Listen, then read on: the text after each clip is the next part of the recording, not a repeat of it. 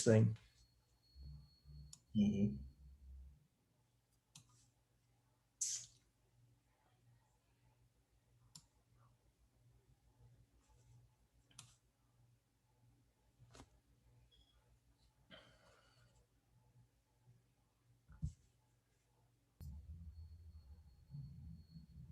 All right, so we're almost 1 minute to the kickoff.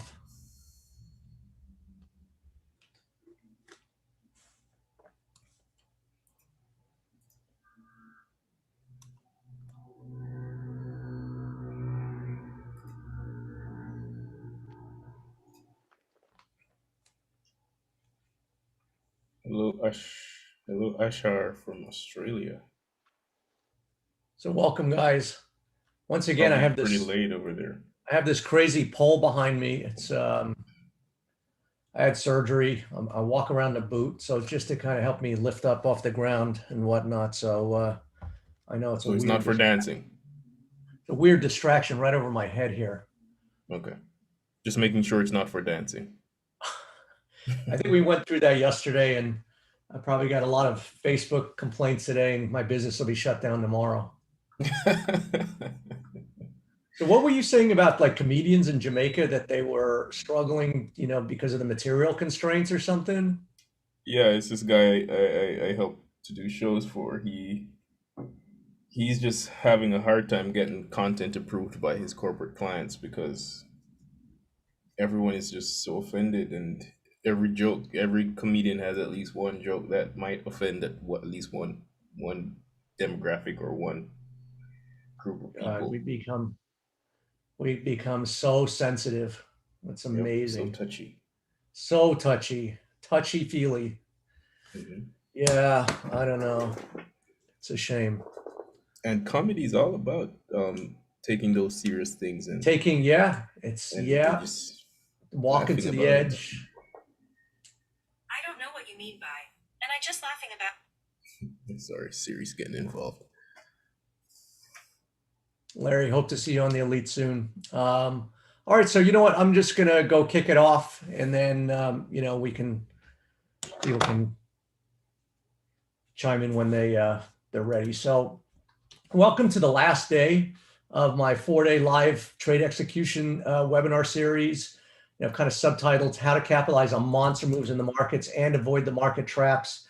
My name again is Mark Shawson, and what I've tried to do all week is show you how I make decisions in the financial markets. It doesn't matter if it's the commodities markets, the FX markets, gold, oil, stocks, indexes. To me, if it has a price relationship, then what I do is I look for risk reward setups. So where I can get in, where I can understand a small risk for an acceptable, great outcome. And even if you don't win over time, if you can do that, you can set up your trades where you have a 3-to-1 risk reward. You're gonna win ultimately. You can lose 72% of your trades if you have a trade parameter where you're winning 3 times more than you're losing. So if, just for example, euro yen, let's say your stop loss is 50 pips and your take profit is 150 pips. That's a 3-to-1 risk reward relationship. And if you can set up your trades that way, you can lose 72% of your trades, because when you win, you're winning 3 times more than you're losing. And then it takes care of all of the losses. So, I always get this question, what's your win-loss percentage? It doesn't matter. It's irrelevant. I mean, in the last 2 weeks, it's been ridiculous. I mean, I can't lose.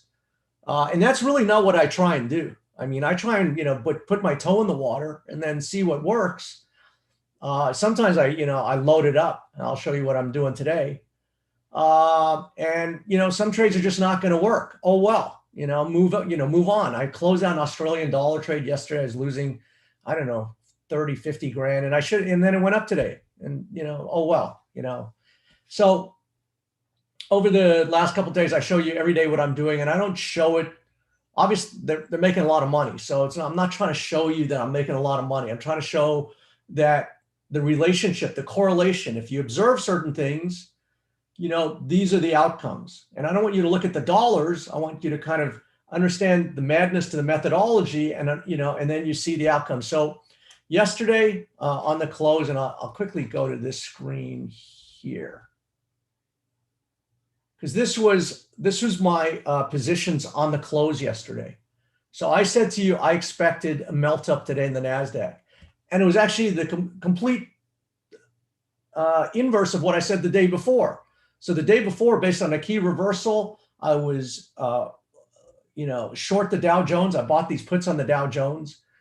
And then the market fell. And then by the end of the day, it had this key reversal. And I said by the end of yesterday that now the market put this bottom under there, and we're going to have effectively a melt up where the market's just going to go higher. And so I bought these lift calls, which actually I ended up making a loss on. I dumped them at a loss.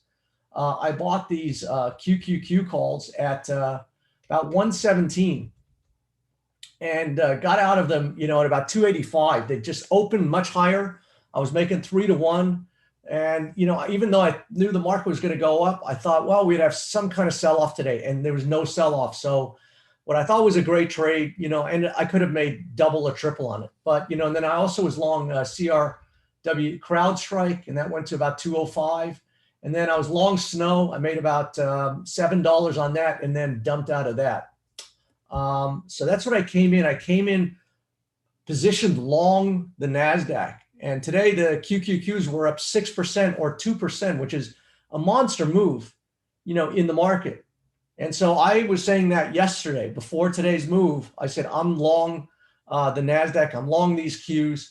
So let me just go back and I'll show you. So that was from yesterday. That was the wrong. Okay, so here it is. So this was, I came in long today in two accounts, these 325 call options in the triple Qs. The triple Qs are, so you can see I bought them at 118 and I bolted out of them at about 275. So I made just a little bit more than a double in two accounts. You can see I got out here. And so cumulatively, I made about 60 grand as the market opened. Yesterday, as the market opened, I made $97,000 on the puts that I came in long. Where was it? So that was yesterday. I came in, long these puts, which was a bet on the downside in the market. And then yesterday I said, the market had this huge reversal. Now I'm betting on the upside. So people say, well, you're a day trader or whatever. I'm a trader. I follow the markets. I surrender to the will of the market. And so I basically, got in at 117, got out at 277, and these things probably doubled because I got out pretty early, right after the market opened. And I thought, I'll sit through a sell-off. And then what I do is I ladder it. So when, the other consideration was these call options are expiring tomorrow, Friday. So that, any move against me, any move sideways, these start, losing traction very quickly.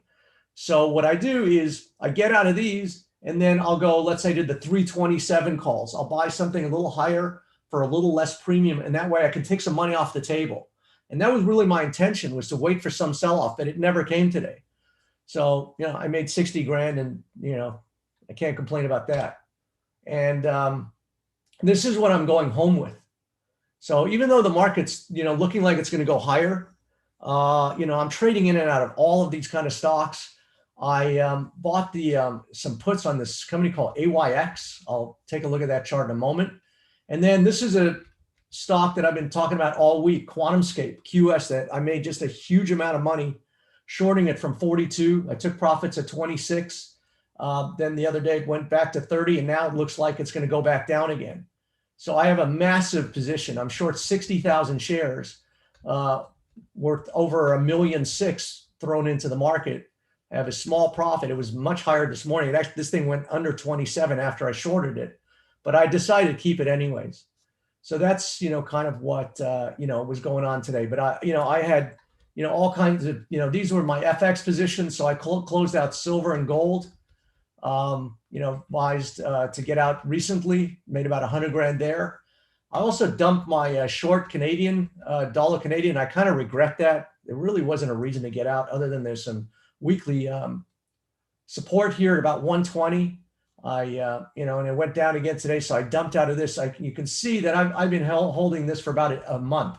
I've been short these dollar Canadians for about a month.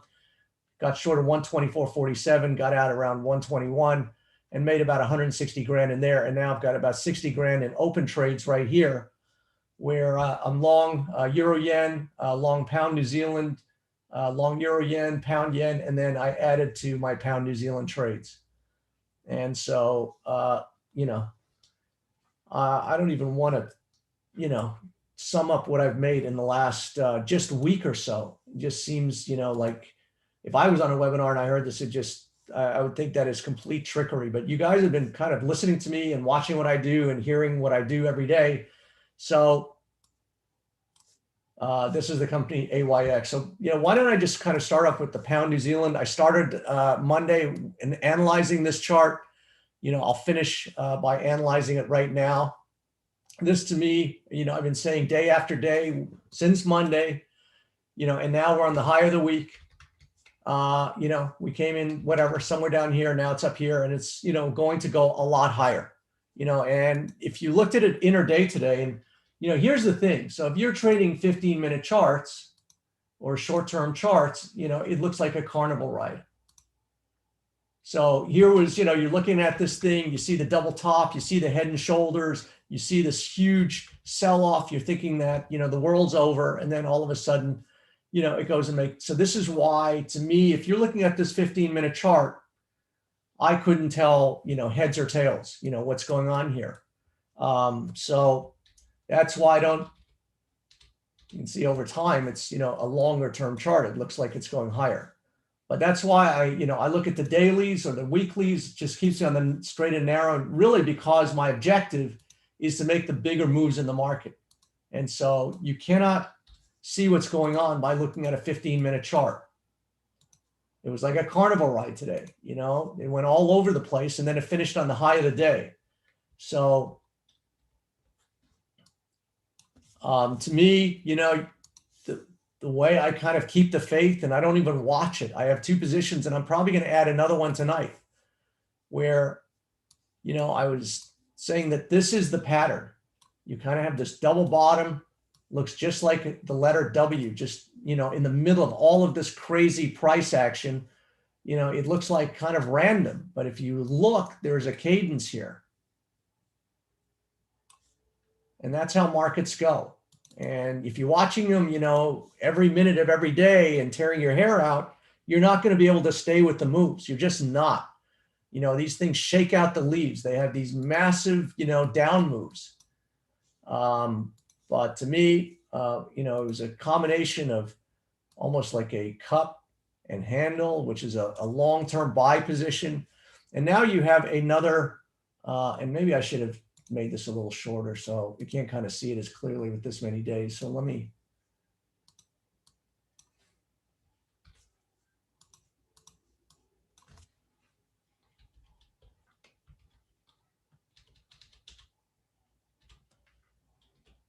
Okay, that's better.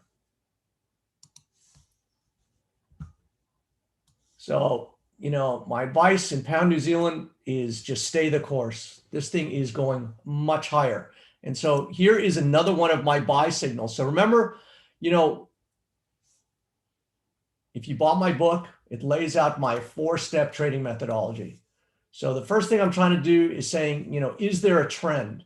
Now in this one, it's a little bit difficult to sort out because it's really nothing. It's kind of gone all over the place. And then I'm saying, is there a guiding pattern? Is there a pattern that's telling me what the future trajectory is? So that once I see a pattern, now I understand that this is a bottom. And with the word bottom in it, this means that this market is bottomed. But, you can see that it can do all kinds of things. But, if it's bottomed, I'm just going to keep the faith and understand that this market has bottomed and it's going to keep going higher over time. Now you kind of had another kind of triple bottom here or a cup or whatever you want to, so there was a solid support area here. And so grabbed another foothold here, just another, piece of evidence that this thing is, going along where, I think it's going. And then, what I try and do once I understand the trend, the pattern, is I wait for a day or a set of days where I can understand how to hop in, in the direction of something, and also understand my risk. And there's two ways I do that. I look for what I call either a key reversal bar, makes a new low, closes on the high. And, you see a key reversal right here where it set the tone all the way back here. And sometimes, and you can see there's an inside bar where literally the high and low of the range sits within the high and low of the previous range. And that's exactly what we see here today. The high and low of today sits within the high and low of yesterday.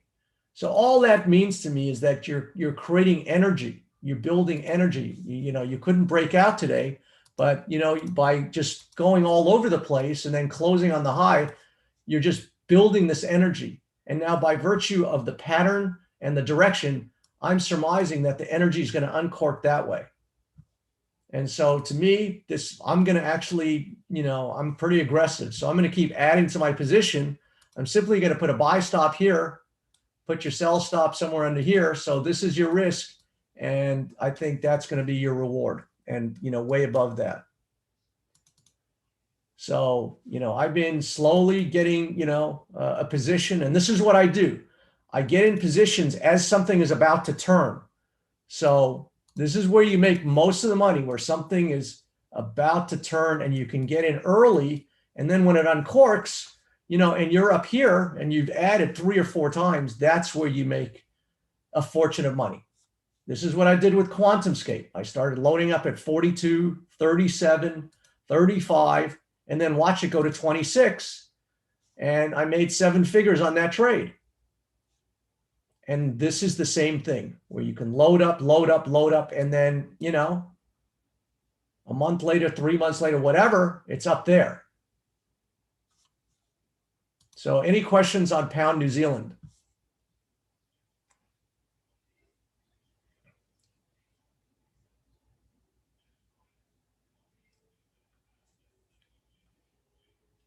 So D said, is that a cup and handle? So it is. So, I kind of look at this double bottom. So to me, that's, just crystal clear. But it is this cup and handle too. Excuse me.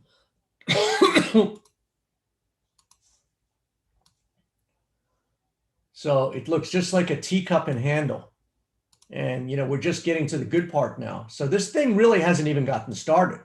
This thing hasn't really even confirmed itself. It'll confirm itself on a thrust through that neckline around 198. And then the good part should happen. So this is just getting all, started. You guys came in at a great time. If you get on right here, again, this is starting to tell me that you have very little risk. So people, I have a question and answer thing I do on YouTube in the morning. They go, well, what's your risk per position? And I told you, to look, do a calculator, 0.5%, whatever. But, I kind of get to things where I see that there's 2 ways to look at it. There's a risk on your position, and then there's, the market risk. And to me, the market has taken a lot of the risk out by telling me this is the area where, you have this coil and now you're breaking out. And so there's like almost no risk anymore. That this thing de-risked, so that if I get in here, I can get really, sometimes are much better than others. I mean, this is taken time to get more mature. And the more mature the thing is before takeoff, when it gets ready, then, there's very little risk.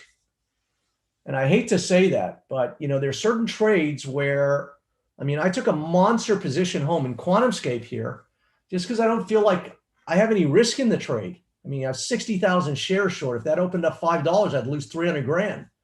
So, I know it sounds crazy, but to me, the market starts de-risking by virtue of some of the things. And some areas are much more fertile than others. And this is as fertile as you're going to get it.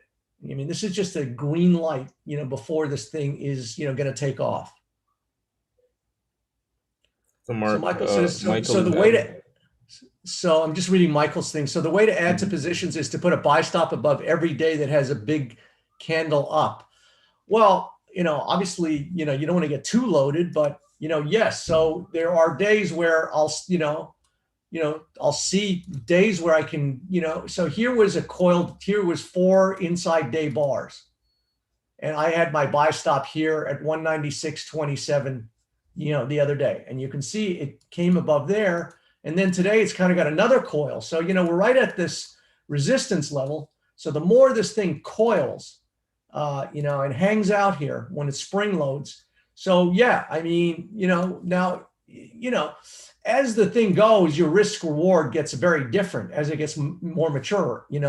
These are the least risk trades in here. And then, as you kind of keep adding, obviously the thing can come back, but now you've got all of these positions up here. So at some point, adding is not a bad idea. And I'm very aggressive. So yes, if this thing, gets going, and we start getting these things and, and then we get up here and then maybe we get a sell off and then I see one of these, one of these and then one of these. Yeah, I'll take it for another ride higher. So I'll let the market tell me where to. The first thing is to understand which direction you need to be faced. And then, these kind of, reversals and inside bars kind of tell me how I can hop in, that slipstream, and understand the risk and, get aboard the momentum and also understand the risk. So to me, that's why I call it an insurance day bar, because this tells me where to get in this trend and how to, establish my risk. So that's the holy grail of trading. There's no perfect trading. There's no answer. But if you can kind of understand where to get in a momentum and also where your risk is and make sure that your risk justifies your reward, and you do that every time, you're going to have, very solid record over time.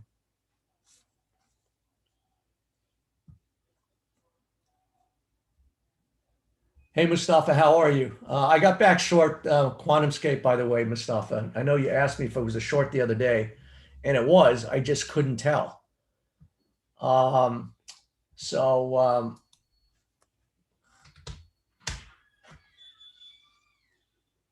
This is this funky stock, QuantumScape, that I've just made a fortune on. And again, sometimes it's hard to see the opportunities. I think we can all see these price bars. Sometimes I think the other ones reveal themselves a little bit better. But again, it all comes back to the same thing: trend, pattern, setup, risk, reward.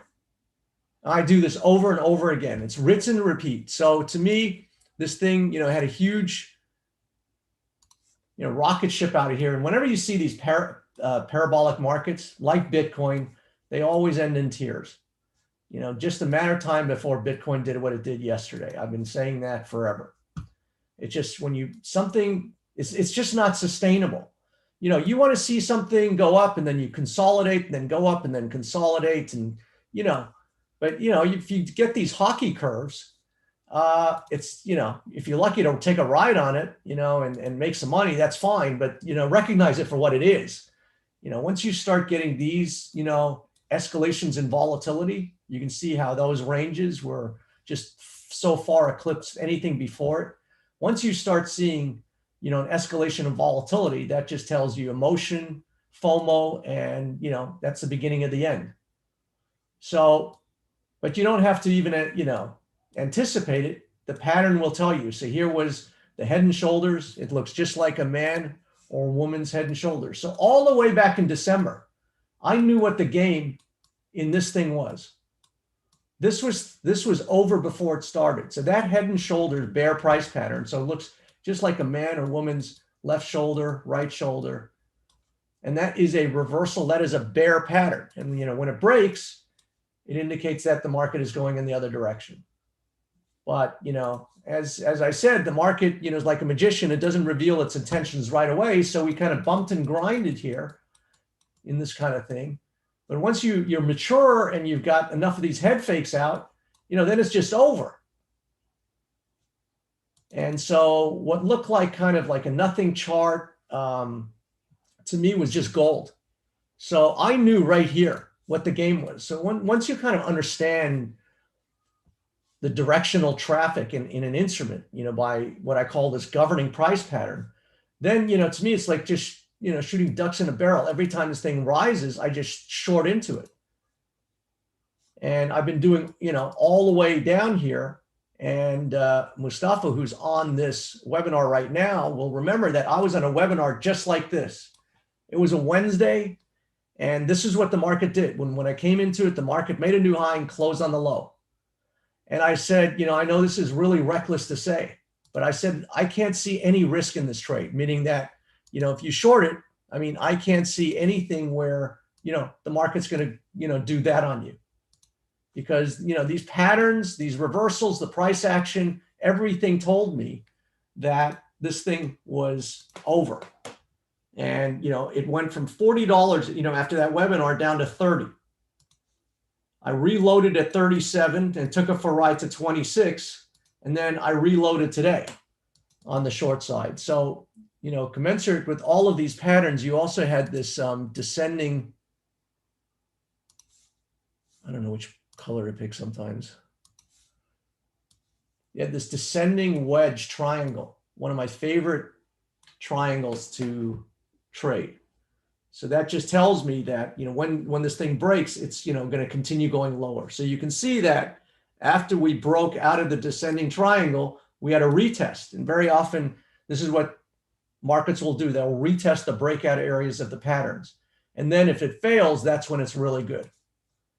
And so now I understand the direction. Now I'm just trying to, get in the, like a remora fish swimming in the slipstream of these markets. Now that's a line from a movie called Layer Cake, a remora fish. So I've just been swimming in and out of these. So yesterday,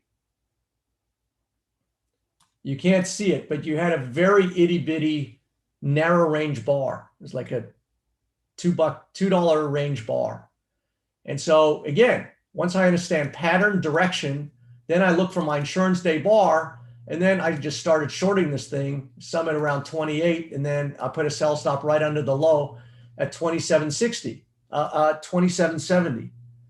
And then at some point it went under 27 today. I was making, a ton of dough, and then it kind of, came back a little bit on the close, but I held it because I think it's still, going lower. Now, Mustafa asked a couple days ago, right when it was here, would you short it here? And I said no, only because, again, I felt that this thing was going to be a sale at one point, but I didn't know how much momentum, was still left. A lot of these stocks, Peloton, Zoom, what have you, bottomed last week, and they still have some momentum left. So this really wasn't a signal. This was kind of arbitrary. Close at the high of the day. And, I could have just tried it and, I would have got rewarded. But what I would have liked to have seen is something like a key reversal, or what we had today, an inside bar. So what I'm looking for on my trades is to understand a relationship between risk and reward. And right here, if I got, short right here, I didn't know how much risk I would have to withstand in order to stay in this trade. So yeah, I had to wait, until prices were lower. But now that I see this little thing here, I'm short. I mean, the problem for me is that you have some obstruction right here.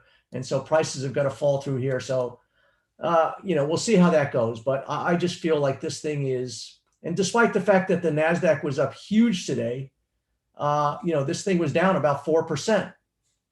So to me, it's a market of stocks, not a stock market. I go long certain stocks, I sell certain stocks, and it's all based on the same pattern recognition, price action. So yesterday I put up, a whole bunch of stocks that, well, maybe I should just start with the NASDAQ.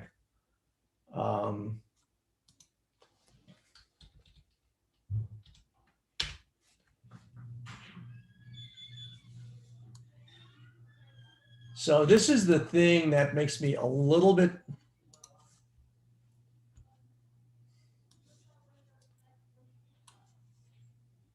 So despite the flush out yesterday, we're still sitting on this huge trend line.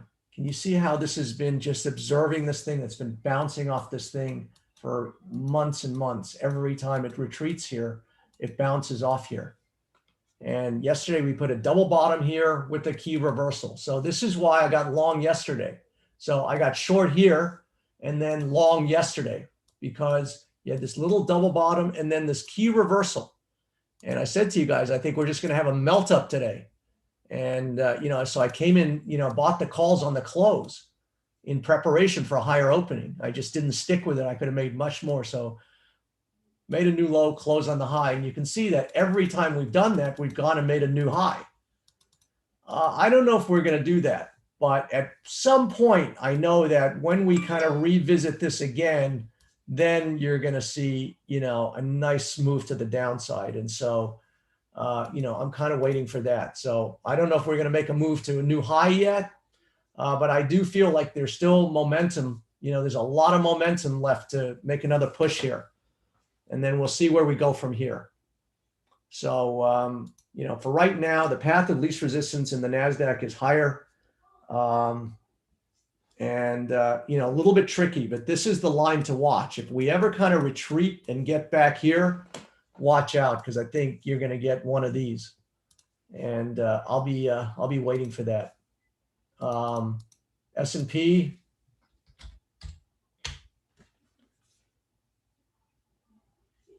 Also kind of hanging up near this high.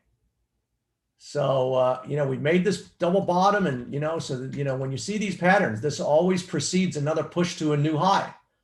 So right now, I think that, it's a green light for, some of these stocks to, keep going higher, and some of these indexes. Now you see the Dow is kind of starting to, tire out here. I mean, you still got this double bottom and what have you.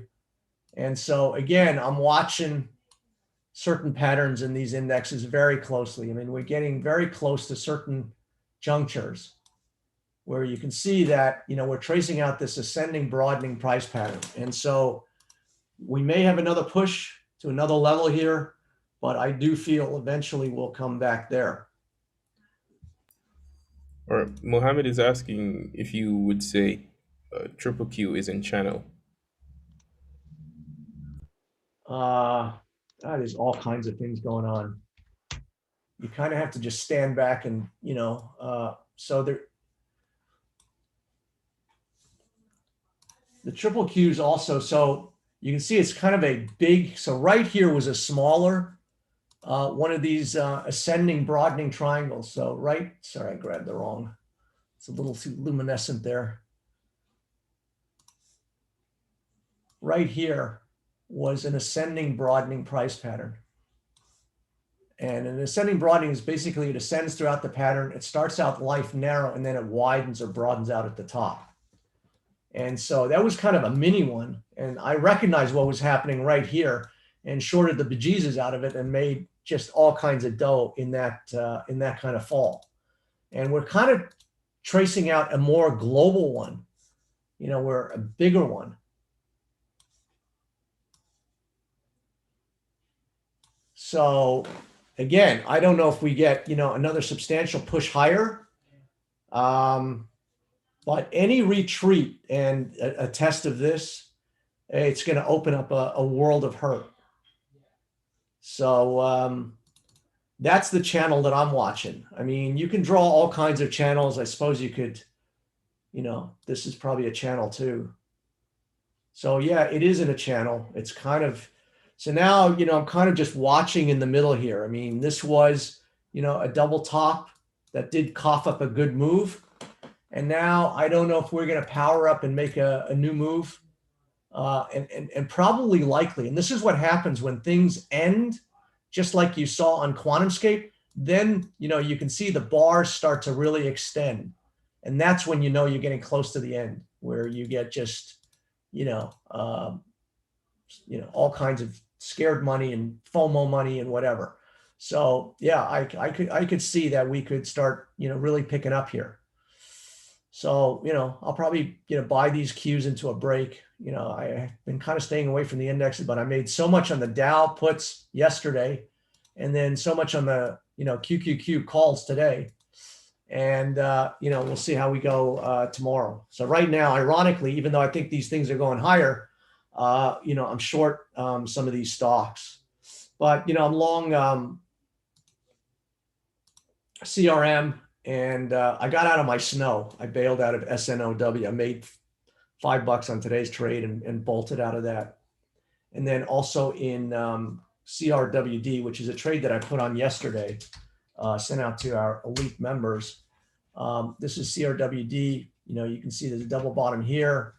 This thing, I bought it at 191 right here yesterday and lightened up something here. But this actually still looks like it's got a lot of momentum. This looks really good too. This looks good to 220. So that's kind of what's going on. Mustafa says QS was my best executed trade ever. I shorted at 21. I came out at 26. So that's basically what I did, Mustafa. So good on you. And I think you can start reloading again. I hope so, because otherwise I'm going to be in a world of pain tomorrow. So you see, it looks a little bit different on this chart. That's why I kind of look. You can see the bars a little bit more clearly. So it kind of doesn't look like anything on this chart. You can see this little inside bar here. This was yesterday. So it opened higher today. And then once I saw that even the market was going higher, this thing's drifting lower, I just put a sell stop right under yesterday's low at 27.70. And it went to under 27 at one point and then settled around 27.50. But this still looks like, this thing's got like a little rounding top here. So Mustafa, I think you can, you asked me yesterday if I thought it was a good short. And, I did viscerally feel, I just couldn't understand the risk reward relationship. Sometimes it's just arbitrary. So if something closes on the high, you don't know how much, more mileage it's got to go. So I wait for a signal. And this was that inside bar yesterday. So now, this whole thing looks like, this thing does these rounding tops here. And this kind of looks like another one. So I think you go to a new low here, Mustafa. And so I reloaded big time. And so all the things to do in the market, why am I not long all this stuff when the market's going higher? To me, it really comes down to a sweet spot where I can really load up on something, and understand that there's little to no risk, like pound New Zealand. The more mature, the more head fakes this does, the less head fakes it's going to have in it, and then it's just going to go. So I just feel like there's very little risk. And so I felt like I could just load up here, and I'm going to get a feeling very quickly. If this thing starts doing something else, I'll be gone. So this is either going to keep going or not. And so I just feel like this is where I can drill down to where I can really understand a risk reward relationship. And that's really what it comes down to, risk and reward. All right, Jelena is asking, what do you think about crude oil? It fell more than $4.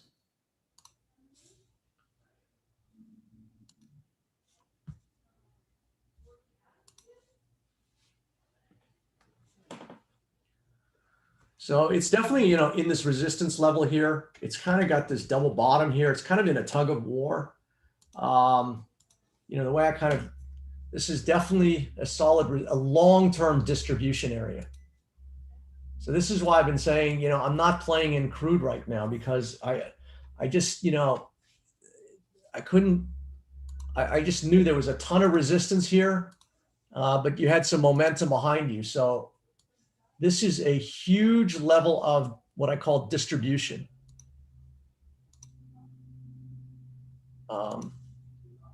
Right here. This goes back years. So you can see we came just shy of it, but this is a huge area where, when the market comes there, so, we're starting to look like, I just don't know how much this is going to translate to. We'll have to see how the market plays. So sometimes when I see the beginning of a pattern, and you have, kind of the key reversal here. And this is a weekly, so, much more consequential when we see these weekly bars. So that's a weekly reversal. I would just, like to see, how this does. The way I would play these things is I'd look for this elastic band effect. So if you're inclined to short it, I would be inclined to wait for some kind of rally, sell it into a rally, knowing that, this is where your risk is, and look for that kind of pullback there. I don't know that I would just short it here, because, you kind of have this little double bottom here that's troubling. So, in a way, I got to visualize this thing kind of coming through there, and it could. So I'll just, be looking at the market action here, but this is just a huge, you can see all of these reversals. These made a new high, close on the low, made a new high, made a new high, close on the low. So even when you see these in prior things, they dictate, where there's going to be trouble in Dodge again. And that's kind of why I got out of gold, because there's a bunch of reversals in the same geography for gold. So, I think that, this is a troublesome area for crude. You may have to do some backing and filling, but, so I don't know. Right now, I would just, stand back and watch it. Since I talked about gold, I, had a monster winning position on gold this week and just arbitrarily decided to leg out, just because I think that you're in a neighborhood, you can see these key reversals here. These weekly, now they are higher. They're at about the 1950 level. But, even on the daily, you're starting to, come into some, levels of resistance for me. So there's nothing that suggests to get out. I mean, right now you have the double bottom, things are going higher, but, just like crude oil, when I see, levels of resistance in the same kind of geography, it's something to pay attention to. So this, resistance really doesn't kick in until about 1950. So we may still have some gas left in the tank here, but, I don't want to be the last one standing. So, I took a nice move out of here, and I'm now on the sidelines. You're at Mark, this. You just broke when you out. get a chance, if you could take a look at the pound US, we've been getting a lot of people asking your views on that one. Okay. Well, the dollar is in a long-term downtrend, and the pound is one of the stronger ones on the board. So it stands to reason that, over time we're getting this up move in the pound, and you're close to these historic levels. But that's what makes it really interesting, because once you break out of these historic levels, there's just a lot of blue sky above here. So, and you can see how, just like euro yen and some of these things, that this has just been sticking to a really tight uptrend line. I mean, there's like kind of no ambiguity about what's been going on here. So, this looks, phenomenal. And, you may get some turbulence, in the near term, just because you're at a major, but, again, this is kind of the guiding pattern, this double bottom head and shoulders, inverted head and shoulders, then it broke out of this neckline. And then, like I said, you get prices, they break out and then they retest. And when they retest, that's when this is really good to go. So this is like an upside down version of QuantumScape, where QuantumScape, curled back and retested the resistance line. This retested the support line. And so now you just have these guys holding down the fort at about the 143. And then, you got pretty clear sailing above here. So, I would, certainly for the long term be long. And if you get any kind of pullbacks, I would, be a buyer on pullbacks.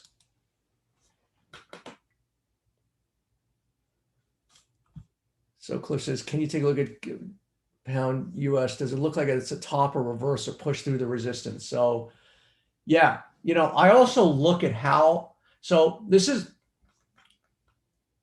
what you also have to be careful of, because I talk about key reversals dictating traffic, but you have to look at context to understand the reversal. So to me, while this denoted a, point of resistance, that isn't something that I would look at to short. I didn't think that this would result in that. I thought it might result in some short-term thing, but you can see that, it actually has no consequence, because, it didn't even go much lower. Now it's going to take out the high. So you can't trade all reversals, in a vacuum. You have to look at the reversals that are part of the trend. So you can see these are the reversals that you pay attention to. These are the reversals that are guiding this market higher. not this. And that is the distinction. Sometimes it, if you don't know what you're looking at, it gets very confusing. Not all reversals are created equal, So to me, you first look at what is the guiding pattern. You have this double bottom, inverted head and shoulders. You have an uptrend. And so this is the direction you want to be faced. So now you look for a reversal in the direction of the trend. Now, there will be some times where, I will take what I call counter reversal trades, where at some point, it might get up here, do a reversal here, maybe do another one here. And I might get short here for, a 300 pip counter trend trade, knowing that, it's going to go back in the direction of its major trend. So sometimes difficult to distinguish. I know a lot of this jargon I'm throwing at you, it may sound kind of strange, but it's all just based on objectively looking at the market. And this is what I do. I don't look at the news. There is so much stuff about inflation and rotation and interest rates and what the Fed's doing and what the government's doing and, on and on. And if you keep your head, in that space with all that noise, you can't make decisions. This is all, and this is what I call a clean or a naked chart, because, there's nothing on this chart. There's no volume. There's no Bollinger Bands. There's no, MACD. There's nothing on this chart. I'm just looking at this picture, and based on patterns and price action, I can come up with a game plan to take certain risk reward trades. And that's what I try and do on, just everything, I look at. Mike's asking, for entering on a pullback, do you enter long only after an up day with a buy stop, or do you ever buy as it's going down? Yeah, no, I would wait for, the market to kind of tell me, if it goes down, and then all of a sudden, I see one of these, in a collection maybe, then I know it's, good to go again. But I don't just buy into an arbitrary sell-off. And that's why I didn't short into QuantumScape the other day. Mustafa asked me, would I short it? And it just kind of closed on the high. And, it's like, I didn't know how much momentum, it still had left in it. It actually, that's what happened. It just stalled out. The following day, it made, an inside day bar. And then I just put a sell stop underneath there to get back in sync with the trend. So I didn't just arbitrarily, short it. I waited for a bar that I could understand risk reward. Although I would have been a lot better off shorting it, where Mustafa indicated at 30 rather than 27.70. But I didn't understand what the risk reward, certainly to put on the kind of position that I put on. I didn't know what exposure. At that point, it could have run another $5. It could have done anything. But after it failed, now I kind of know that I can get back in the game. This question is from a little bit earlier, but could you explain why do you close on the Aussie US? It was just getting noisy, and I shouldn't have. I was just sitting in that trade, and it was kind of losing, and I shouldn't have, because really the trend is higher. It just kind of got noisy, and I just decided to leg out, and I could be back in it tomorrow. You can see it's just, I don't like things that just sit and do nothing. So this is just kind of back and forth and whatever. And, the dollar might get some resistance in here. And so some support. So I got out, even though I think long-term this is going higher. It's just all about tying up mindset and capital. I've been in way more instruments than I usually am in. I usually just, like a dog with a bone, I usually hone in on one or two things. And, and right now it's really, it's hard because you have so many shiny objects out there: gold, silver, euro, yen, pound, New Zealand. So my attention has kind of been in many more places than it usually is. So sometimes I'll just, and I'm really upset I got out of dollar Canadian yesterday. There's probably no reason to. And I had two open positions. I should have just got rid of one. My whole intention was to stay short to under 120 in dollar Canadian, because I do think that thing looks so weak. There was just really no reason to get out other than there's some long-term support in here. You can see we're right in this kind of support zone here. So, any rally on dollar CAD, I'll get back in it.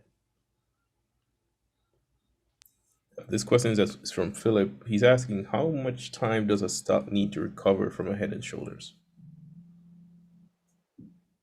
How much time does it need to recover? I don't really understand the question. So here's a head and shoulders. And, I'll try and answer it. I don't really.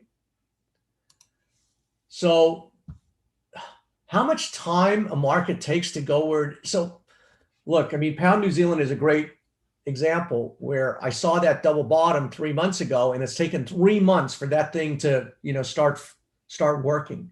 So maybe that is the question you're asking is, sometimes the market will give you a signal and you'll know what it is, like QuantumScape. QuantumScape did this head and shoulders in December, and it's taken 5 months to shake it out until it broke, the neckline.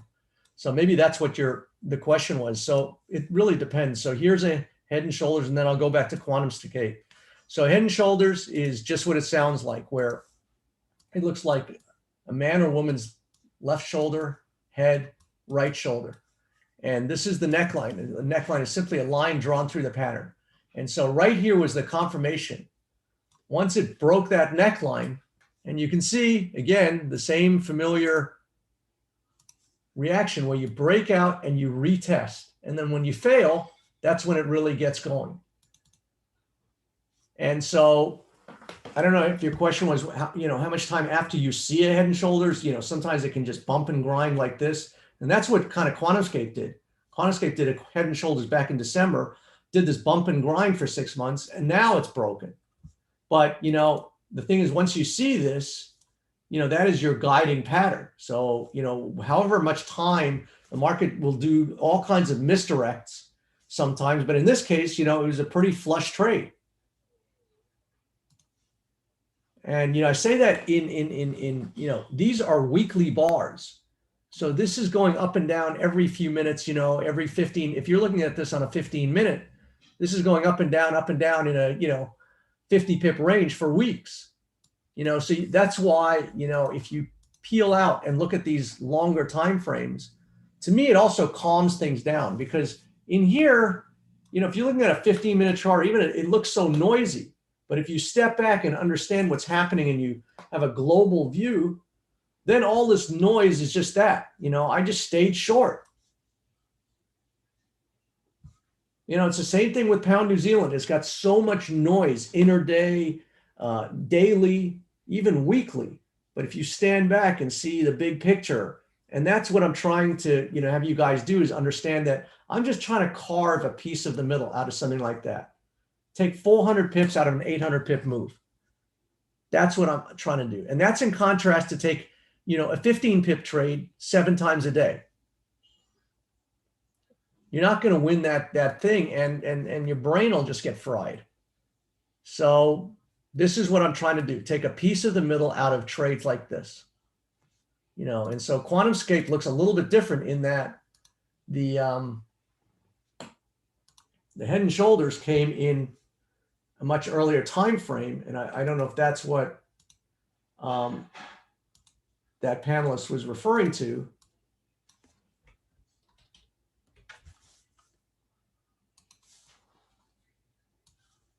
So if the question was, how much time does it take, for a market to break after a head and shoulders formed? I don't know if that was the question, Dwight, but you can see here's a head and shoulder in this time frame, and the Canadian dollar, the dollar versus Canadian, kind of went right after it broke. But you can see that this kind of futzed around here, around this neckline for months, and actually formed this other thing called the descending triangle. So I had the head and shoulders, the descending triangle, the double tops, the price action. Everything told me this is everything I needed to know to make an unbelievable risk reward trade, even though for most people this would represent nothing. I'm going to take a question from YouTube. Kieran is asking your opinion on Canadian yen short and Euro New Zealand long. and would, Aussie CHF short. so Canadian yen is a long. I would not get in front of that. The Canadian currency is very strong and the Japanese currency is weakening. And so, yeah, you're bumping up against this resistance level, but I would not fight this. I would not short this. What was the other currency? Uh, Euro New Zealand long. Yes. So this is an example of, or could be an example of what I call a busted chart pattern. So we see patterns all the time. And, some of them reveal themselves. They're just short term. I mean, there's all kinds of patterns. Here's kind of a little head and shoulders right here, and it gave way to a good trade, but it was in the context of a bigger thing. So this is what I call a counter trend trade, where it's, you can take those trades, but you've got to recognize you're going a counter to the thing, and, you take your profits more quickly. Now, this is a little bit more interesting in that this, looks like, a double top. Looks like a massive double top. And this is just like pound versus New Zealand, where, it looked like, pound New Zealand looked like a massive head and shoulders. The euro New Zealand looks like a massive double top. And the consequence of a double top means that the market should go lower. And so once we see this, then if the market should be doing that.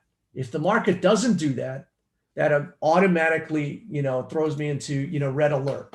And this is the distinction that took me decades to understand. And I'm short circuiting that process for you because I, lost all kinds of money because I would see this thing and say, this is a double top. So, if this goes higher, I'm actually getting excited to short more into it. And then I'm shorting more. And then all of a sudden it's up here. And I wonder why I lost all my money, because the market started to tell you that, so it's one thing to see the pattern. The other thing is then the market is the ultimate referee. And you can see this guy right here had different ideas. This market stopped going down, made a new low, closed at the high. So that guy buried in there is kind of, pointing in the direction. And if I peeled out the trend of this thing is still higher. So, we would have had to, break this neckline, this lower thing, to turn this trend lower. And instead, you can see by the market not going lower, if something's not going to go down, it's got to go the other way. So just by virtue of it not doing something that it should do, that actually gives me, an indication of, just getting on the other side. So I'd rather do pound New Zealand than euro New Zealand because it's got a much better looking chart. But I think, this is going up, over time also. You can see that you've had a multi-week inside weak bar coil. 1, 2, 3, 4, 5, 6, 7, 8 weeks, all in the same range. So this coil is just building energy to uncork. And I'm going to imagine that it's going to uncork to the upside. The other currency was Australian Swiss.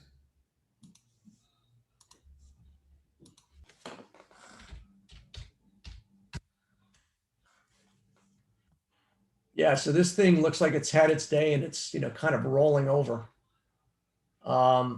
Sometimes I just get a feeling about prices, and I kind of use the word heavy because so right here, you could see that there was so much price history, and I was saying all in this juncture, you had this rounding top and it was all sitting on this one support level. So when you have all of this history, it had to cough, it had to give. And so it did. And so you can kind of see that, now we're, rolling a little bit. This kind of looks heavy. So, I could make the case that this looks like a funky double bottom. And, on some of the, other pairs, but you can see, so we're kind of retesting this neckline. And I just feel like it's coming back in the long-term trend. So the Swiss historically is, very strong. And so I would kind of leave this one alone. But if I had to pick a direction, I think that, this thing is pointing that it's going to come back But, you know, you've got all this history here. It's a complicated trade. But, yeah, I would kind of just leave that alone, or, you know, be on the short side with a lot of patience.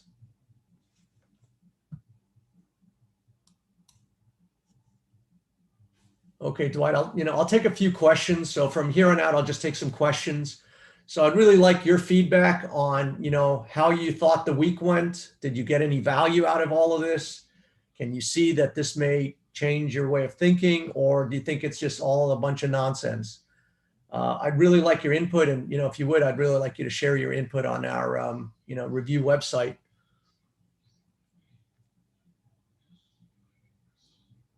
So Genova says, I wish I could know about the market. I'm trying it. It looks easy. Well, you know, look, I suppose it's easy for me because I've spent decades doing it. And Genova, Genevieve, it really comes down to a few basics. It may look complicated, may look mysterious, but to me, it's all about, you know, opening up a chart and saying, okay, what is the direction? And so it's, you know, all the things to trade, you know, if I'm ambiguous, so this, you know, if I open up a chart like this, I could make a case kind of one way or another. It's kind of a meandering thing. And so, you know, what I'm trying to do is find, you know, patterns that are going to, you know, lead to a market doing that, or patterns that are going to lead to a market doing this. And, you know, there's 10,000 instruments out there to trade. So, you know, I'm not going to tie up my attention and my money trading something like this. I'm not saying that it's, you know, it doesn't have some, you know, some potential, I suppose, if it went lower, but it's so, Genevieve, it just comes down to, you know, understanding certain patterns. So all during the week, I was talking about patterns. Which one? CRM.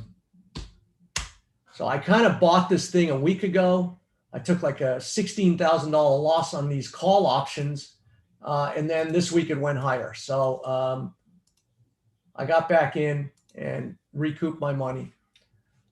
So maybe this isn't even a great one.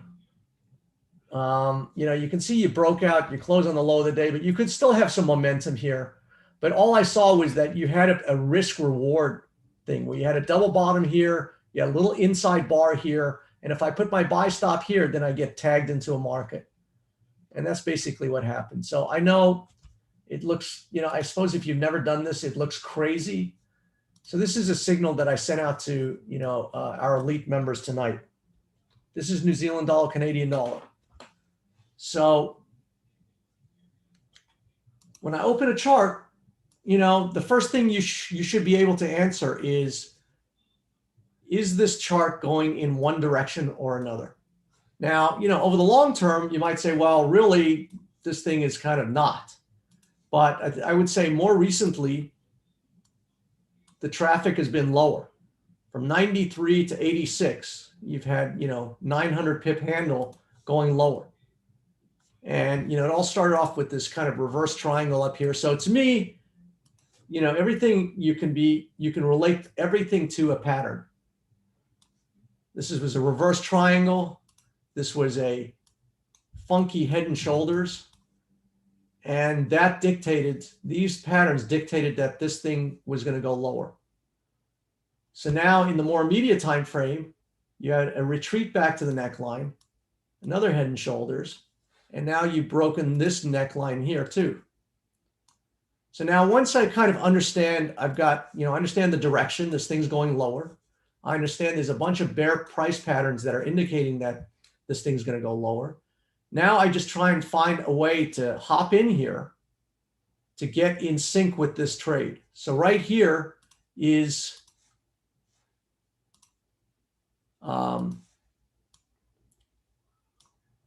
this was today's trade. This is an inside bar where the range of today's bar sits within the range of yesterday's bar. Now, you know, I look at that coil, I look at that bar as a coil, as a storing of energy. And now I'm surmising that the energy is going to uncork or unleash in the direction of the trend and the pattern. So to me, you know, you put a toe in the water, you know, put a 0.5% risk, you put your sell stop there, you put your buy stop there, that's your risk. and you look for something like that. And so it all starts with what direction or trajectory is this trade going in? Where do I need to be faced? Is this thing going up or is it going down in whatever you're looking at? Now, if it's going sideways, like Australia, New Zealand and stuff, you kind of want to leave those alone. You want to find things that you can get a direction. I like things that move in one thing or another, whether it takes, a week or 3 weeks or what have you. I want something that goes from one level to another. I'm not interested. So most people are playing this game with, expert advisors and EAs, and they're playing support and resistance, and they're trying to, carve out 7 pips, every, half hour on some Bollinger Band crossover. And this is how most people trade. And I just don't understand that, because visually, when I see something, when I see a market that's gone down 900 pips, there's just a part of me that says, hey, I want to take 400 pips out of that market. I just don't understand this thinking of why you'd want to take 15 pips out of, some micro move that happens, every 15 minutes. And you're just simply not going to win that game. So I am looking to take a piece of the middle out of these bigger trades.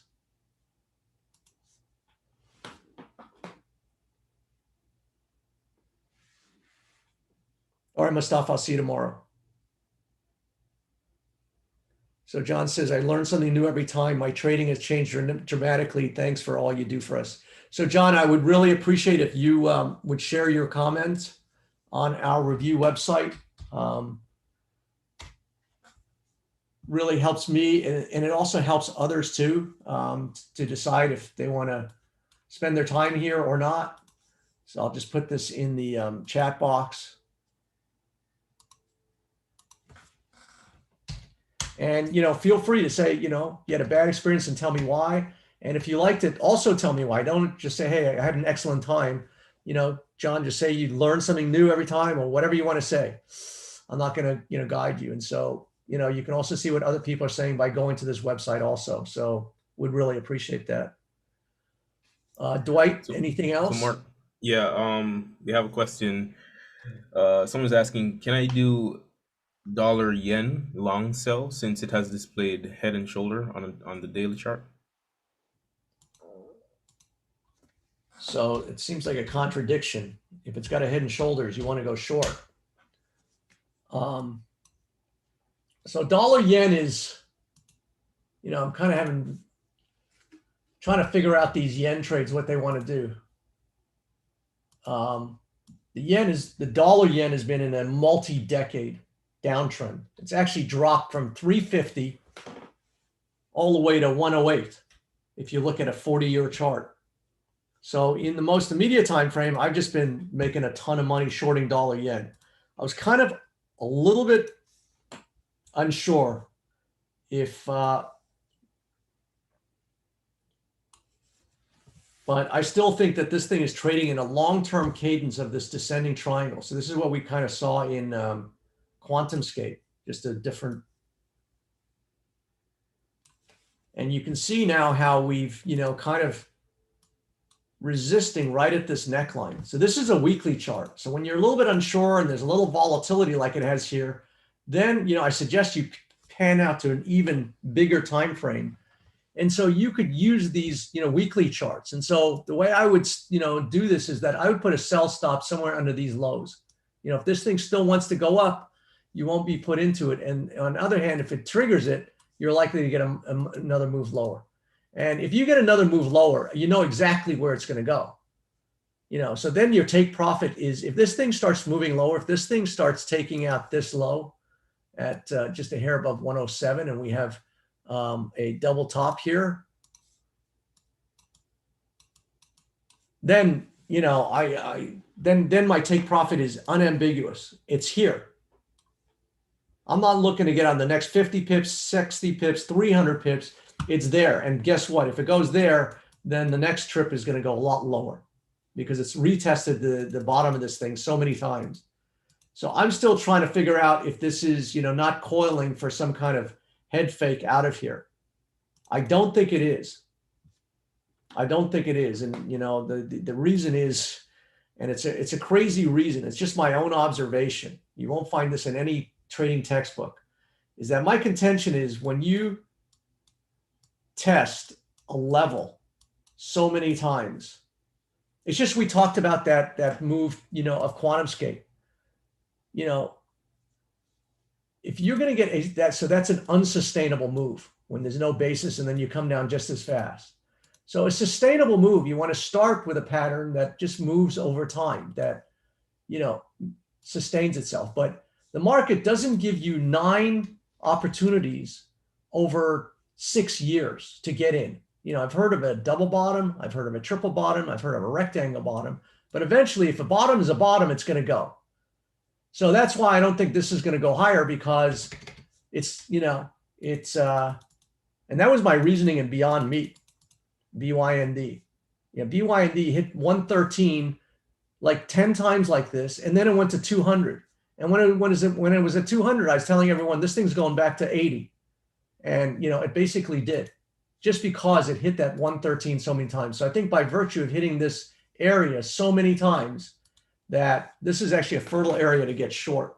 And so you have a inside weak bar here, a coiling. And so if this thing uncoils and comes under this level, I'd say around 108, I just put a sell stop there.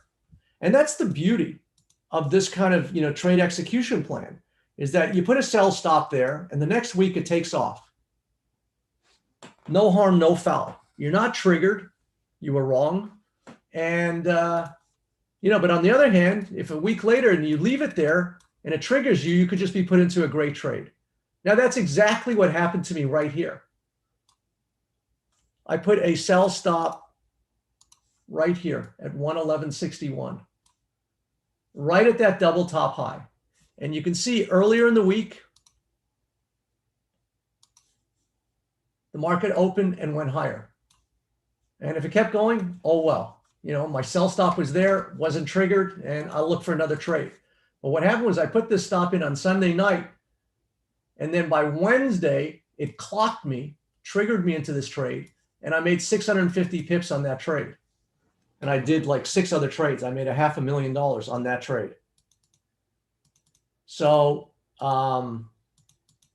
that's the beauty of putting in just a sell stop. And if the market just takes a couple more weeks, if it triggers you, 3 weeks from now, you could be into one of these trades and just wake up one day with a 400 pip profit.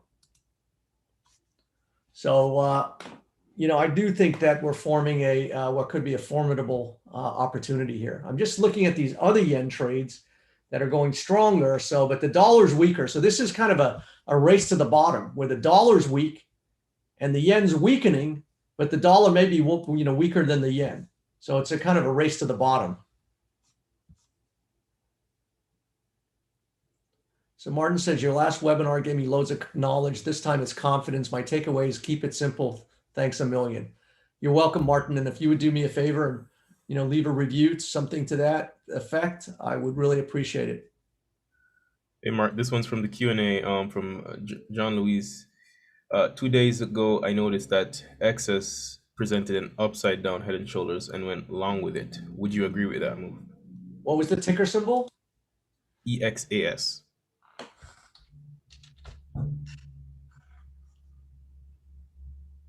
And sorry, what did you say the question was? So 2 days ago, I noticed it presented an upside down head and shoulders and went long. Would you agree with that? Upside down head and shoulders. Yeah, I mean, look, this is what a lot of these things have done. They put like these mini, pegs in the ground. You have this mini double bottom at the support level. This actually long-term, this is what I'm thinking of the NASDAQ, is that we're going to have one more push and then a lot of these stocks are going to get wasted. And I think this is going to be one of these. So I put this on my list, my radar to short it. So you may still get some momentum out of this thing. You could get another push here or whatever, but this all the way back here tells me that this is, to me, this is the governing pattern right here. So you have a double top, you have a head and shoulders, and basically what this thing is doing is retreating back to the neckline. This is doing exactly what I told you, is that things, they break out and then they retest, and then some here, I'd look like some kind of, double, reversal here, and I'd be looking to get the other way. So you may still have a little bit left in the tank, but I wouldn't overstay my welcome. So yes, a lot of these stocks, I bought a lot of these dogs last week, Peloton, Zoom, all of the stocks that I was shorting, because they gave me these short-term little foot in the ground that, I knew I could kind of get, this was like CrowdStrike, where, at some point, right here, you can't really see prices going there. So it becomes like a really good risk reward just to see what happens. And then if I just get one explosion out of this thing, then I'm gone. I'm not going to look to overstay my welcome. So I think that, again, this thing is probably sitting on this neckline. If I peel it out, all of these stocks are trading on this long-term, what I showed you in the NASDAQ. And I think, once we revisit this neckline, a lot of these stocks are just going to collapse through it.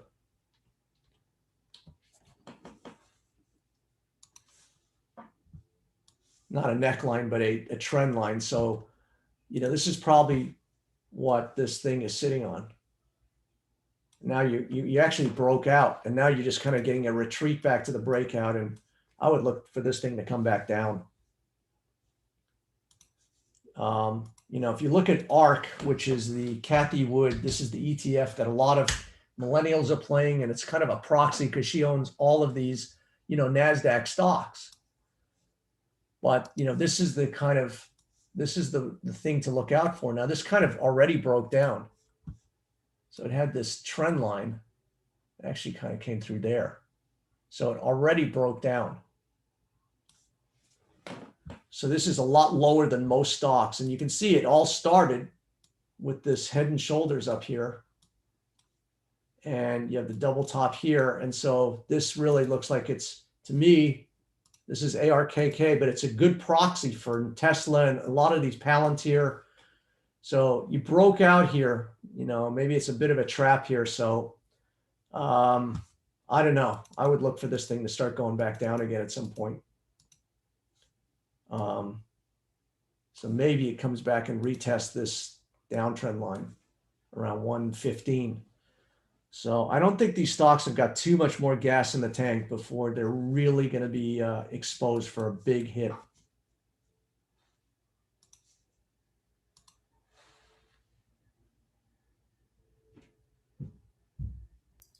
So Dirk is asking if gold is loading up as it has an inside bar. Yeah, it is. But like I said, you can't take all of these, all of the time. And, maybe it is. And maybe you get a momentum play out of here. It is. And I see it. I see the double bottom and I see this, but I also see all of this stuff in the way.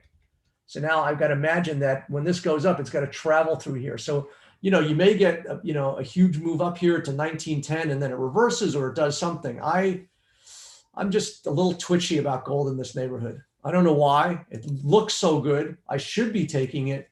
And yet I took my profits. I got out at 1871 and, we'll see where it goes. I mean, gold is looking kind of like a breakout of this descending triangle. And now the question is this a bull trap where, you kind of get above here, it looks good.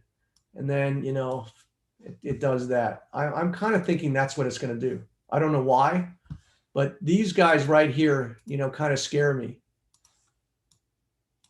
These soldiers right there. Now they are higher, but not much.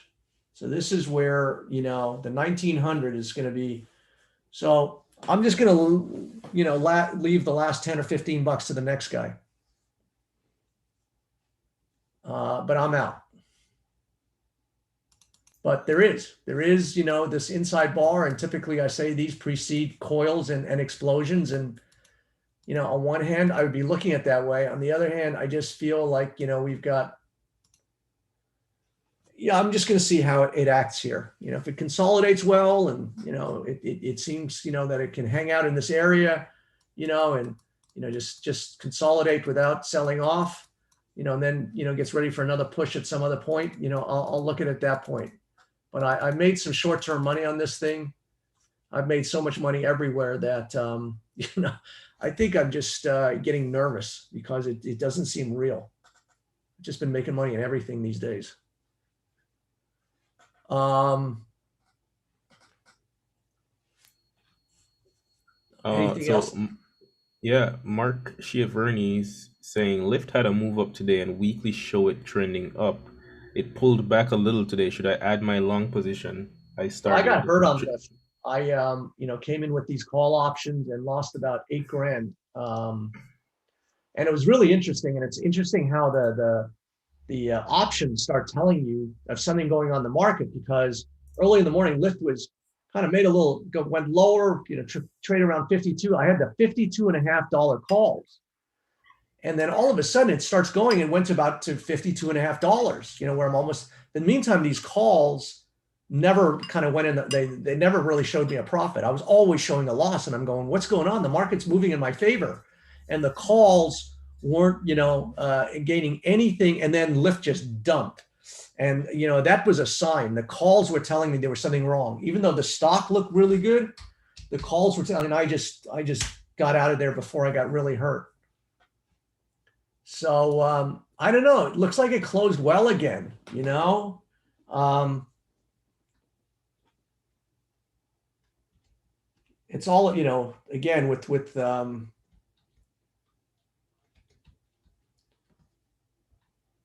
options, it's all about timing. So I had these options that were going to expire tomorrow, and so I'm trying to just peel it out so we can see this better. Okay. So, I like Lyft for the long term. And I think, I said yesterday, my problem is, because Lyft came down so hard that you typically don't go up, you need to build some space. You need to kind of build some room to go back up. But it does look, pretty good in here. I mean, you kind of had this reversal higher. You closed a little close. So I don't know. It still looks, like it's good to me. This is one that if the NASDAQ has another push, we should get another push in Lyft. I had these call options, and I don't know, they were acting really funky, and I just got out. So I don't have a position in Lyft. I would think that it would go higher. I'm just really nervous of the markets right now. I just think there's a push higher, but they're hitting level. So, there's been so much contra movements within the indexes, within the different things, that I'm just kind of making more short. So, I don't want to be characterized as a day trader or an intraday trader, but I've been making these moves before the start of the next day based on the previous day's close. I get a push into the next day, I kind of get out and then reassess. But, QS, I've got a position that I want to stay in. If it'll let me stay in, I'm going to stay in for a while. There's another stock that I started shorting today that, really looks good. Is AYX. So it's got this kind of long-term. So the problem with QuantumScape is that it's at $25. It can only go to zero. So if you short something, it can only go to zero. So, this is a kind of like the next QuantumScape, where you have, the double top, the head and shoulders, this kind of stuff. It kind of got flushed out below the neckline. And now you've got this drippy looking, kind of descending wedge here. And even, in the last couple of days, you've had this descending. So I can't really see, a lot of risk here. I can't really see how this is going to come out of here hard. I don't really see that this is, you could say, yeah. So I just think that this is kind of coiling and looks pretty interesting. The ticker symbol is AYX. I shorted the stock. I bought some put options that expire June 18th of next month. So I bought the 70 puts for about $1.70. So, let's take this for a spin. So I just feel like this is kind of getting very mature in here, and the next move is going to be to the downside.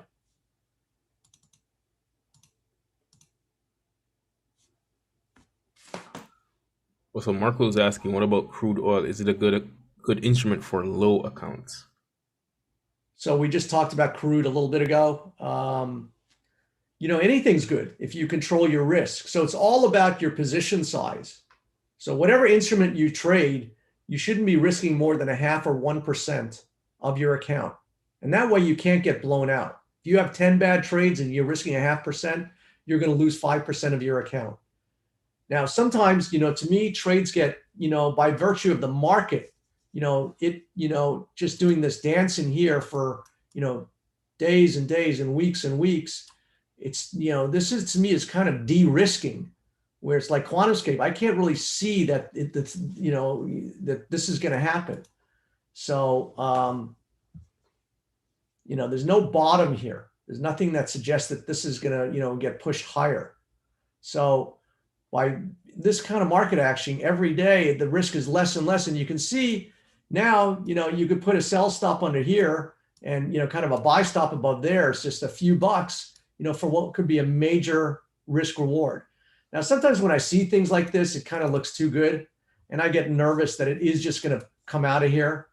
But you put your stop loss and you lose and go and find another trade. But that's what I'm doing.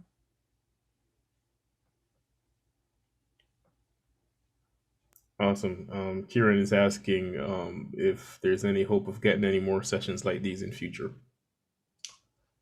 Yeah. So we played a video yesterday where really what we try and do now is start people. We were trying to introduce the elite program, which for a lot of people who've not been familiar with trading, I think that was too fast a move. So we've now we offer a plan where we will do a customized plan for you to get to $200,000. So, my thing is, you see me taking out these monster, amounts of money. And if you want to, make $5,000, on a trade, you really need to have like a $200,000 trading account. So we have a whole program that's customized, for you to show you how you can get to 200,000 based on what you earn, based on what you can throw in your account, based on the returns in the market. And so we start there. And then if you like what we do, I have individual coaching sessions. I have the elite. If you want the elite, let us know. Just send us an email. And, the elite is my daily emails. So this is what I sent out.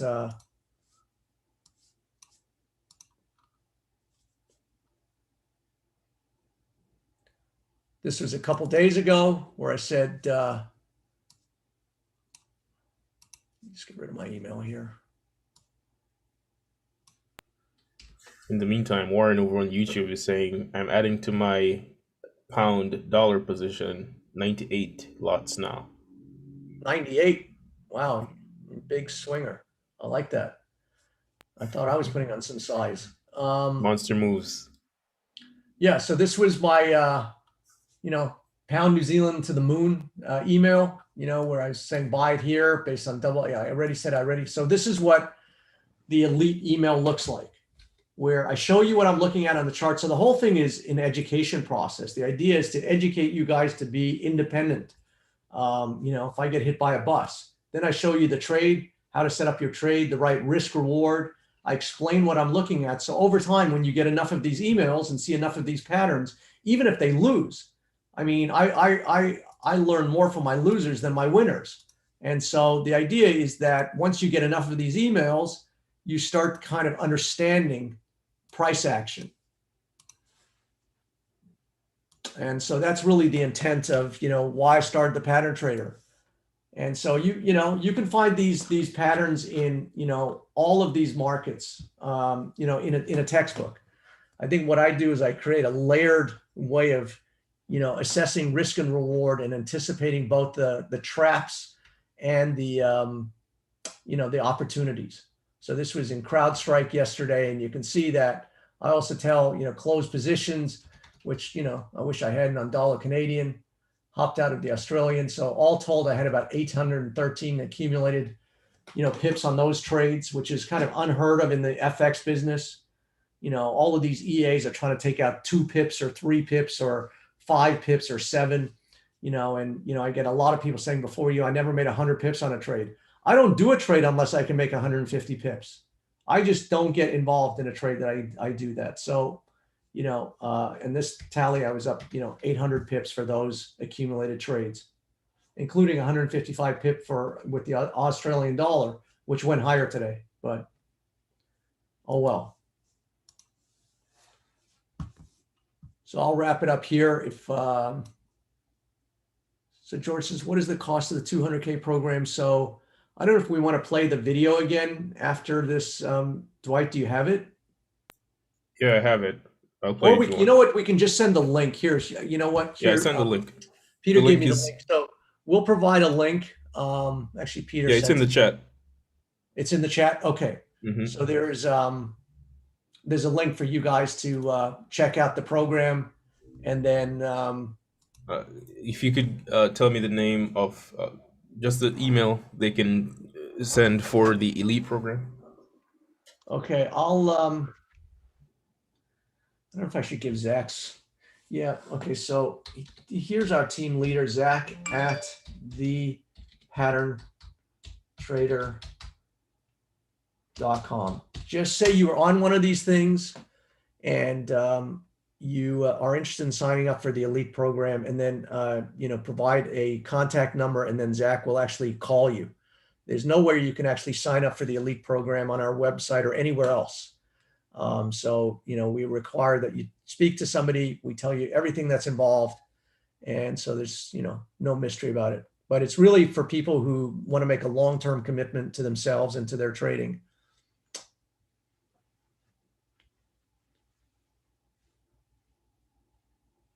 Dwight, any other questions? Yeah, there's one last question. Do you think that FTMO challenge is a good solution to grow your capital quickly for those who don't have a lot of capital? I'm sorry, Dwight, slow down. What did you say? Do you think that FTMO challenge is a good solution to grow your I don't know capital what quickly? I don't know what that is. Okay. I don't either. I thought you would. You're a kid, man. You're a kid. I'm the old guy, man. I'm the dinosaur. I have no idea. I have no idea what's going. I stay in such a lockdown. I really have no clue what's going on out there, and I do that purposely. It's I'll like say, so people are saying FTMO is a prop firm slash combine program. don't know what it is. I can't remark one way Can't or the answer other. that. Do Yep. your homework, read reviews. Don't chase trendy stuff in whatever you do. The tortoise wins the race.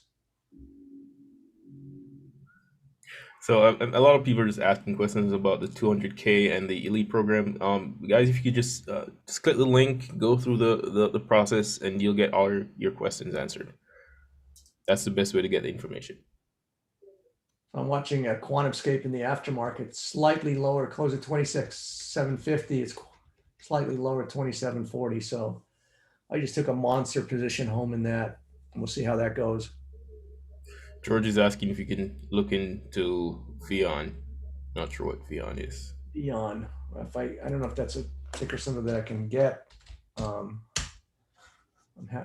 $1.78 stock. So yeah, don't play in penny stocks and Dogecoin. Although you could have turned a penny into 70 pennies in Dogecoin. So yeah, yeah, I would just leave this alone. I have no opinion. It's $1.78. I mean, obviously you want to buy something like this. If you think it's going to 3 or 5, it could. I would just I don't play in this arena, penny stocks. So I have no opinion on it. I think the best question for the evening from Pedro is, do you sleep? Not much. I'm a terrible sleeper, and there's probably a reason why. But look, I'm not watching these things through the night. I know my risk reward. I look at how something closes relative to the high and low, and then in the next day, if I've got a trade on, I look how it plays within what I'm looking at. And so it's all about if you can set up your trades.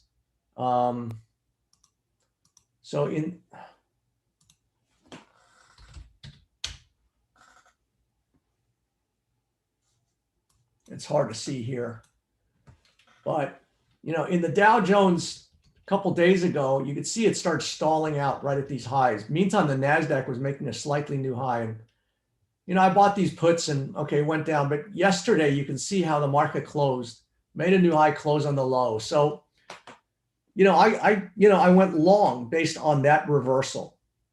And, if I'm wrong the next day, the thing about if you have a reversal behind you, I feel like you can at least take a peek at the market. And if you're wrong, you're not going to get too hurt. And at least you can start bailing out. So I try and find places where I can get in and understand my risk. And that's really what it's all about. So in terms of sleeping at night, I mean, I took a trade, home beyond kind of the sleep point where I took home 60,000 shares of QS. Now if this thing opens up $5 or $10, that's going to be, some money. So you always think about those things. And, a couple of weeks ago with GameStop and everything, if you were short, you really had to worry because they were rating, these stocks with short interest, and you could wake up one day and, have your stock up $10. So that is the kind of risk. But I just feel like these trades that I'm showing you have been de-risked, that I understand where the risks are. And so, look, I'm a bad sleeper, but I don't stress out over these things. I set up my trades. I know what I'm doing.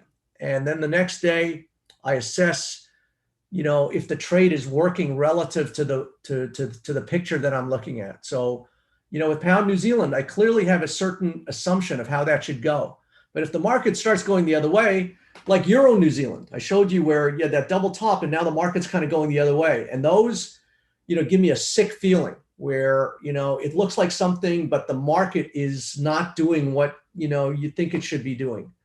So, I'll know very quickly, if QuantumScape tomorrow opens up $1.50 or whatever, I'll go no moss and, so, you shouldn't have to, the thing is, it's much more stress to sit in front of the screen and trade off a 15-minute chart. And then you wonder if you got a 40 pip take profit and it goes 38 pips and now you're in a loss and, you're playing this game of, slalom with, grenades out there. So this is actually a very non-stressful way of trading. If you could, look at the dollar yen, like I said, and put your, sell stop under the weekly low in dollar yen. And then you don't have to do anything. There's no stress. And so, you can find a way to manage your life. And that's the thing. People say, well, I have a job, I can't trade. My thinking is you should have a job because the more you're trading, the more mistakes you're going to be making, the more you're going to be inclined to overtrade. So this requires like no thinking. I would put a sell stop in this thing at 108 and that's it. Job done. There's no stress to it.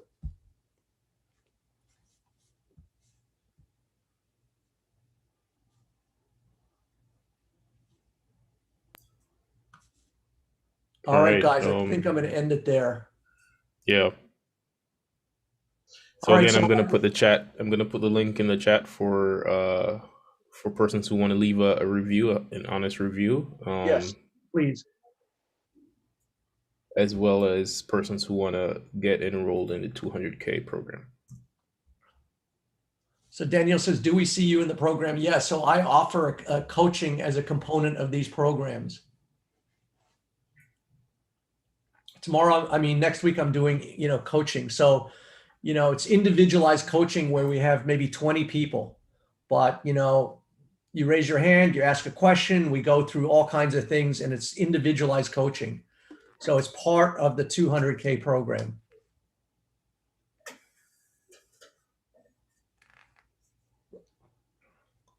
All right, guys, thanks a ton. I hope you got some value and input out of these things. I really enjoy it. Like you said, I trade the markets all the day. I'm looking at these. I can do this stuff in my sleep.